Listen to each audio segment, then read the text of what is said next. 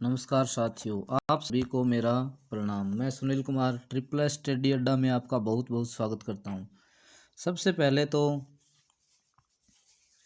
आपका बहुत बहुत धन्यवाद देना चाहूँगा कि भाषा एवं व्याकरण के पार्ट फर्स्ट को आपने ढेर सारा प्यार दिया, इतना प्यार दिया, ऐसे ही प्यार बनाए रखना। आज मैं लेके आया हूँ भाषा एवं व्याकरण का सेकंड पार्ट। जैसे कि कल हमने 10 प्रश्न किए थे फर्स्ट पार्ट में, उसी प्रकार 10 प्रश्न आज भी हम सेकंड पार्ट में करने वाले हैं। लेकिन उससे पहले अगर मेरे चैनल से कोई नहीं जुड़ा है तो वो सब्सक्राइब कर ले और पास में घंटी का बेल आइकन है उसको भी दबा ले, ताकि मैं जो वीडियो डालूँ वो आप तक पहुंच सके। चलिए स्टार्ट करते हैं। स्टार्ट करने से पहले थोड़ी जानकारी दे देता हूँ कि जो बच्चा अगर कोई स्कूल लेवल पे पढ़ रहा है तो वो भी इसको क्लास को दे सकता है बेझिझक। अगर आप कोई किसी कंपटीशन एग्जाम की तैयारी कर रहे हैं तो वो भी आराम से आप देख सकते हैं, क्योंकि दोनों में ही आते हैं। तो चलिए चलते हैं प्रश्न नंबर 1 की ओर। प्रश्न नंबर 1 है, हिंदी भाषा का अंतिम व्यंजन कौन सा है। पूछा गया कि हिंदी भाषा का अंतिम व्यंजन कौन सा है। जैसे मैंने पार्ट 1 में बताया था, एक प्रश्न आया था कि देवनागरी लिपि का अंतिम व्यंजन कौन सा है। तो देवनागरी लिपि का अंतिम व्यंजन मैंने बताया था गे, जे जिसको बोलते हैं गे से ज्ञानी, वो होता है देवनागरी लिपि का अंतिम व्यंजन। लेकिन यहाँ पूछा गया कि हिंदी भाषा का अंतिम व्यंजन कौन सा होगा। तो हिंदी भाषा के अंतिम व्यंजन की अगर बात करें तो हिंदी भाषा का अंतिम व्यंजन होगा है। क्या होगा? ऑप्शन नंबर ब, यानी हिंदी भाषा का अंतिम व्यंजन क्या होगा? है होगा। चलिए चलते हैं दूसरे प्रश्न की ओर।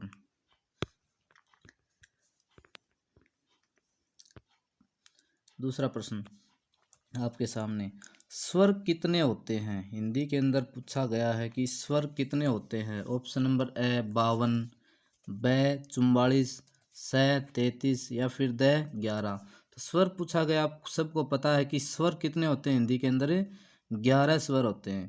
कौन से होते हैं? ए, आ, लघु ई, दीर्घ ई, लघु उ, दीर्घ उ, री, ए, आय, ओ, आउ। ये होते हैं 11 स्वर होते हैं। ठीक है, तो ऑप्शन नंबर द यहाँ पर क्या हो जाएगा? बिल्कुल करेक्ट हो जाएगा। ऑप्शन नंबर द, यानी कितने होते हैं? 11 होते हैं। चलिए चलते हैं तीसरे प्रश्न की ओर। चलिए देखिए तीसरा प्रश्न, स्वर री किस भाषा का शब्द है। जो स्वर 11 होते हैं उनमें से एक स्वर है री, वो पूछा गया कि किस भाषा का शब्द है। तो री का थोड़ा ध्यान रखें कि जैसे ऑप्शन ए हिंदी, ब फारसी, से संस्कृत या फिर द गुजराती। तो ध्यान रखें री जो स्वर है वो संस्कृत भाषा का शब्द है, न कि हिंदी भाषा का शब्द।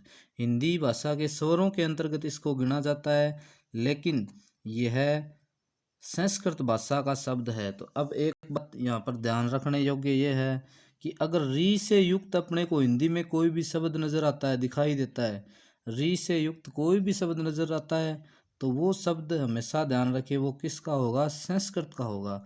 जैसे हम लिखते हैं ऋषि, ठीक है, हम लिखते हैं ऋषि, या फिर हम लिखते हैं ऋतु।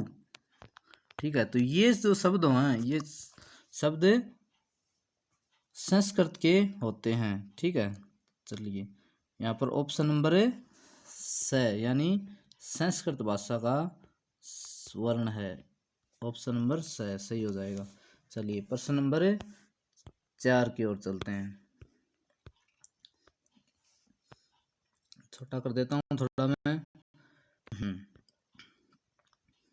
देखिए प्रश्न नंबर 4, ऐसा कौन सा स्वर है जिसकी कोई मात्रा नहीं होती। स्वर होते हैं 11, जिनमें से पूछा गया कि ऐसा एक स्वर होता है, कौन सा होता है जिसकी कोई भी मात्रा नहीं होती है, न तो उसकी मात्रा दिखाई देती है न होती है। तो वो अपने को स्वर बताना कौन सा होता है। तो ए, री, ब, आ, स में ए और द उ। तो आप सबको पता होगा पहला स्वर होता है ए स्वर की कोई मात्रा नहीं होती स्वरों के अंदर। और सभी स्वरों की मात्राएं होती हैं, ये ध्यान रखना। लेकिन कई स्वर ऐसे भी होते हैं जिनकी मात्राएं होती है लेकिन स्वरों के अंतर्गत, स्वरों के अंदर वो मात्राएं अपने को दिखाई नहीं देती। और ऐसे स्वर होते हैं जिनकी मात्राएं भी होती हैं और दिखाई भी देती हैं, लेकिन एकमात्र स्वर ऐसा स्वर है जिसकी कोई भी मात्रा नहीं होती, न तो दिखाई देती और न ही उसकी कोई मात्रा होती है। तो ऑप्शन नंबर से क्या हो जाएगा, ए स्वर होता है जिसकी कोई मात्रा नहीं होती। चलिए चलते हैं नेक्स्ट क्वेश्चन की ओर। प्रश्न नंबर 5, व्यंजन कितने होते हैं? तो पूछा गया है कि अपने को व्यंजन कितने होते हैं हिंदी के अंदर। पीछे मैंने बताया था स्वर कितने होते हैं, 11। अब की बार प्रश्न आया कि व्यंजन कितने होते हैं। तो ध्यान रखना, हिंदी में व्यंजनों की संख्या 33 होती है। कितनी होती है? 33 होती है। हिंदी में व्यंजनों की संख्या 33 होती है। तो ऑप्शन नंबर ब में क्या होगा? 33। तो हिंदी में व्यंजनों की संख्या कितनी होगी? 33 होगी, याद रखें।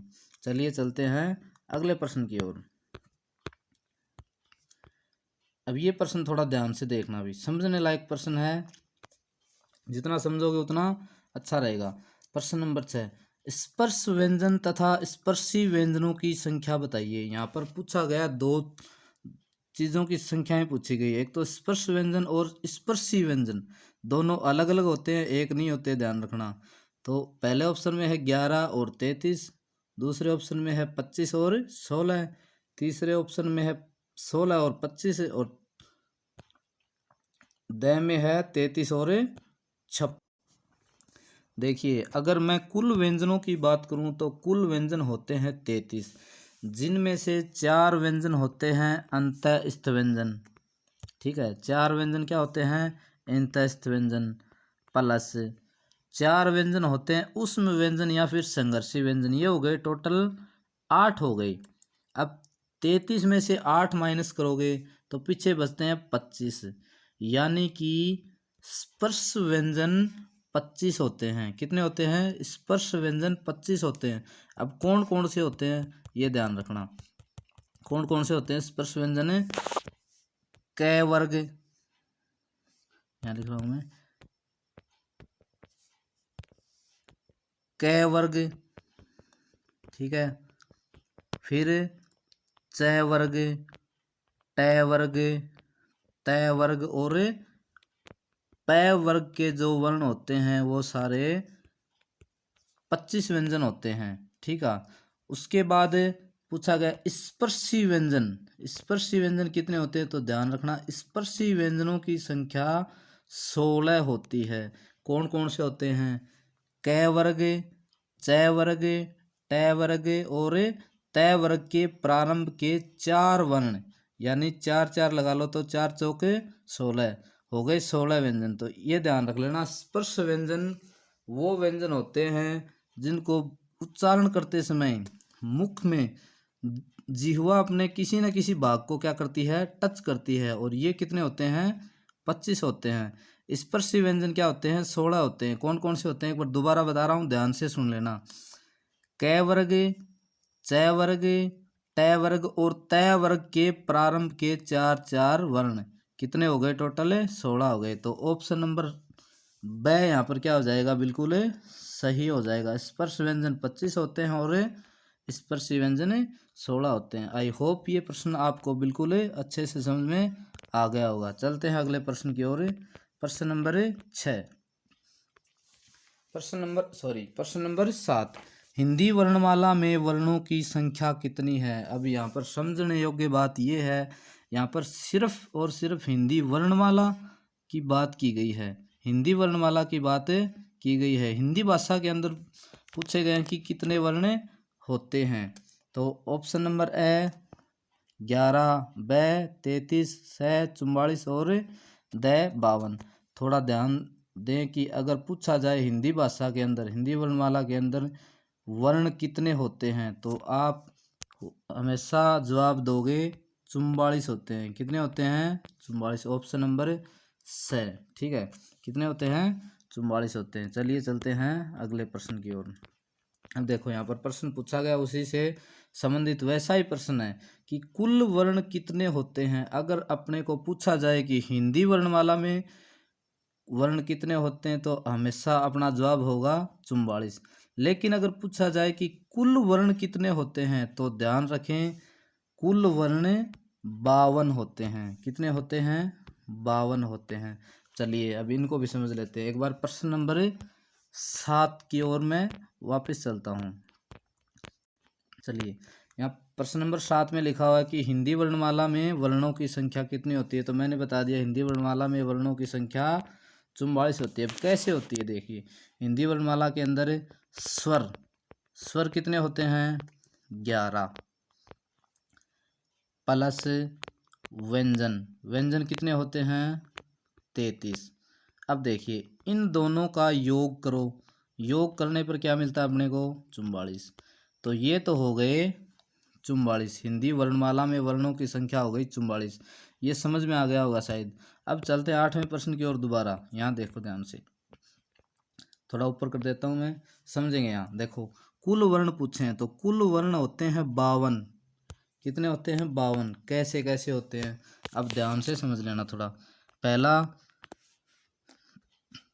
मैंने लिखा यहाँ स्वर, स्वर कितने होते हैं? 11। ठीक है।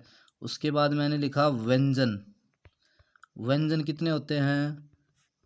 33 होते हैं। कितने होते हैं? 33। उसके बाद अयोगवाह है, क्या होता है? अयोगवाह व्यंजन। अब अयोगवाह व्यंजन कितने होते हैं? 2 होते हैं। ठीक है। उसके बाद आता है उत्क्षिप्त, उत्क्षिप्त व्यंजन, उत्क्षिप्त व्यंजन ये कितने होते हैं? 2 होते हैं। उसके बाद आ जाओ संयुक्त व्यंजन, या फिर इनको बोलते हैं संयुक्ताक्षर। तो संयुक्त व्यंजन ये कितने होते हैं? 4। अब देखो 11 और 33 से 44 है, फिर 2 अयोगा हो गए 46 से 2 उत्क्षिप्त हो गए 48 और संयुक्ताक्षर हो गए 4 52। तो कुल इस प्रकार से क्या हो गए? सारे 52 होते हैं। कुल वर्णों की अगर संख्या पूछी जाए तो क्या बताओगे? 52 होते हैं। ठीक है। आई होप ये प्रश्न आपको अच्छे से समझ में आ गया होगा। चलो चलते हैं प्रश्न नंबर 9 की ओर। अब देखिए यहाँ पर अयोगवाह वर्ण कौन से होते हैं। अभी जैसे मैंने पीछे बताया कि अयोगवाह वर्ण कितने होते हैं?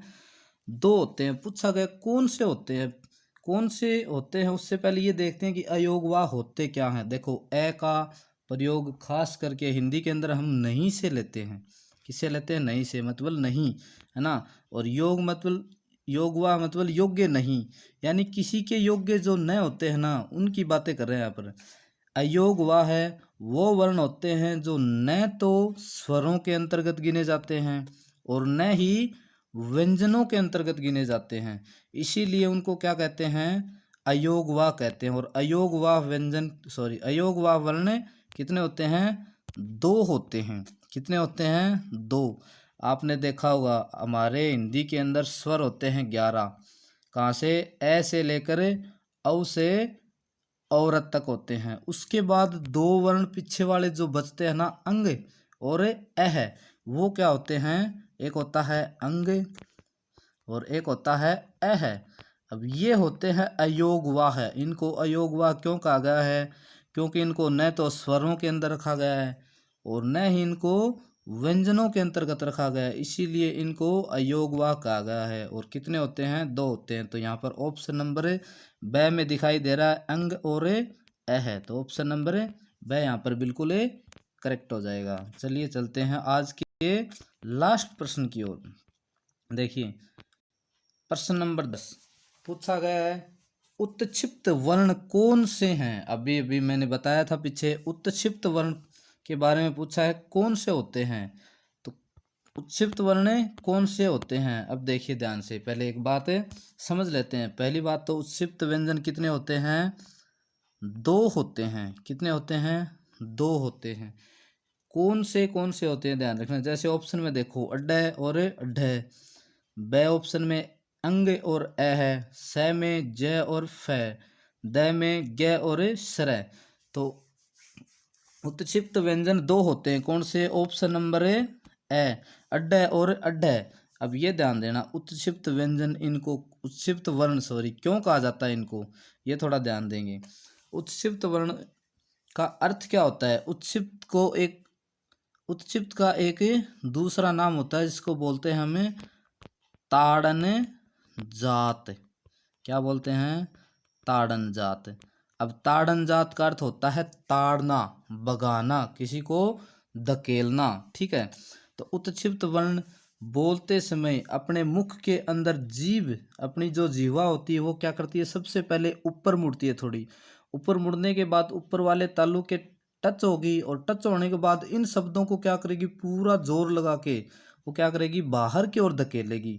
जैसे मैं बोलता हूँ अड्ढ अड्ढ, और उसके बाद बोलता हूँ ढ, ठीक है। तो इस प्रकार बोलते हैं तो पूरा क्या करती है? ताड़ देती है, यानी उनको क्या करती है? ताड़ना है, उनको बाहर की ओर धकेल देती है, इसलिए इनको क्या कहते हैं? ताड़न जात भी कहते हैं, ठीक है। तो इसका ऑप्शन नंबर ए क्या हो जाएगा? अड और अड्ढ, ठीक है। तो आज के ये 10% आशा करता हूँ आपको समझ में आ गए होंगे अच्छे से, और कल वाले भी 10% आशा करता हूँ वो भी आपको अच्छे से समझ में आ गए होंगे। अगर आपको ये चीज़ें समझ में आई हैं तो इस चैनल को सब्सक्राइब कर दें और ज़्यादा से ज़्यादा इस वीडियो को शेयर कर दें, ताकि आगे भी हमारा हौसला ऐसे ही। और हाँ, अगर वीडियो आपको पसंद आई है तो आप वीडियो को लाइक कर दें, नीचे कमेंट करके बताएं हमें कि किस प्रकार की आपको ये वीडियो लगी, आपको समझ में आई या नहीं। और हाँ, एक बात और, हमने इस चैनल पे सीरीज चलाई है जीरो से हीरो, जिसके अंतर्गत व्याकरण को हम सरल से लेकर कठिन की ओर लेकर चलेंगे। कहने का मतलब ये है कि बिल्कुल छोटे छोटे टॉपिक से लेकर बड़े टॉपिक तक, यानी पूरी व्याकरण हम इस सीरीज के अंतर्गत ऐसे ही प्रश्नोत्तरी के आधार पर कवर करेंगे। और धीरे धीरे हम बोर्ड के ऊपर भी क्लासें स्टार्ट करेंगे, वो तब करेंगे जब आपका फुल सपोर्ट होगा। और आशा करते हैं आप ऐसे ही सपोर्ट करते रहोगे, मैं जैसे पिछली वीडियो में किया है, और आगे भी ऐसे ही वीडियो रोज़ाना हम आपके लिए लेके आएंगे। तो जल्दी से जल्दी चैनल को सब्सक्राइब कर लो, अगर नहीं किया है तो घंटी का बटन दबा लो, और ज़्यादा से ज़्यादा चैनल को सब्सक्राइब कर दो, शेयर कर दो। आशा करता हूँ वीडियो आपको पसंद आई होगी। धन्यवाद।